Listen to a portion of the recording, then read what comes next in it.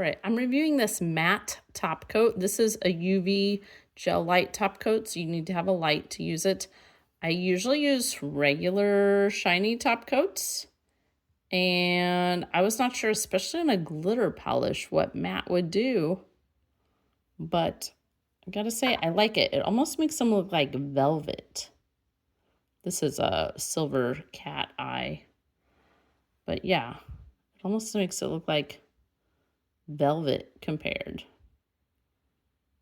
So if you're looking for a matte top coat, this was easy to apply, a nice thin coat. It's a nice thick brush.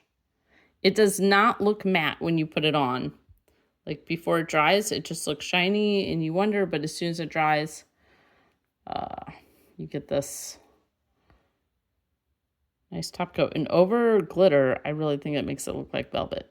Fun, different than what I normally do, shiny. But if you're looking for something a little less shiny, but still nice looking, yeah, try this matte top coat. It's a nice big bottle, 16 milliliters. That's bigger than most of your bottles that I get.